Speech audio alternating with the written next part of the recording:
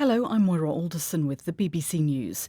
The Election Commission in Thailand has recommended the progressive politician Pita Limjaroenrat be suspended from Parliament. He's the leading candidate to become Prime Minister following elections in May, Abigail Maudsley reports.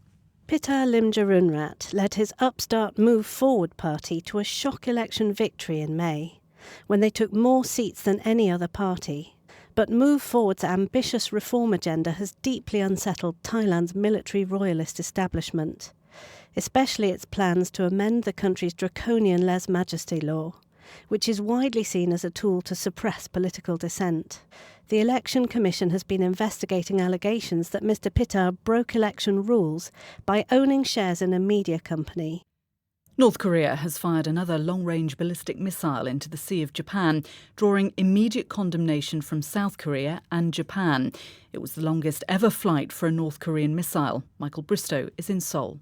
North Korea launched an intercontinental ballistic missile. It flew quite high in the air, 6,000 kilometres, and not that long, 1,000 kilometres. These missile launches are dangerous, or that's how the Americans see them, particularly because they offer the possibility that North Korea could reach continental America. So that's why these are treated with great caution.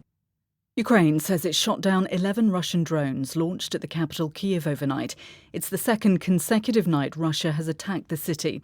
One official in the Cherkasy region southeast of Kyiv said 2 people had been injured after a drone hit a building, causing a fire. China said it resolutely opposes what it's described as NATO's eastward movement into the Asia-Pacific region.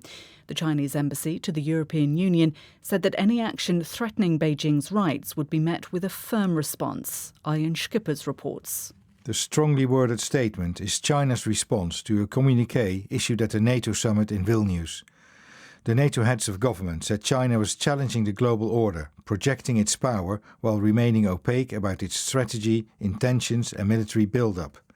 China firmly rejects this and countered that NATO had ignored basic facts and wantonly distorted Beijing's position and policies.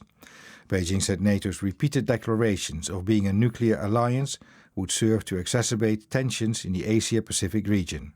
A report by Russia's central bank says Russians withdrew increased volumes of cash during the short-lived rebellion by the Wagner Group last month. A review noted that 100 billion rubles, or more than $1 billion, had been taken from banks between the 23rd and the 25th of June.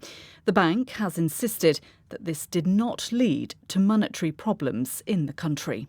This is World News from the BBC. Leaders of the G7 group of the world's wealthiest democracies are due to sign off on a long-term security arrangement with Ukraine. The deal would provide more defence equipment and training exercises for Ukraine's military. Ahead of the summit, the Latvian Prime Minister, Krišjānis Kariņš, said support for Ukraine from its allies was unwavering. It is significant to note that among NATO partners there is a unanimous view that we need and we will continue to support Ukraine for as long as it takes until they win this war. And this is also a very clear signal to Moscow that Moscow is not creating disunity in NATO in arguments. Moscow is hardening the resolution of leaders to say we will have to continue and we will continue.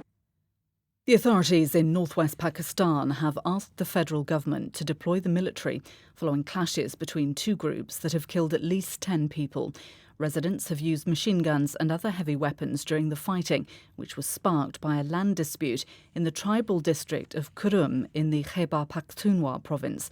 More than 70 people have been injured. Iran's President Ebrahim Raisi is in Kenya at the start of a 3-day African tour. It's the first time that an Iranian president has visited Africa for more than 10 years. Mr. Raisi will also be visiting Uganda and Zimbabwe.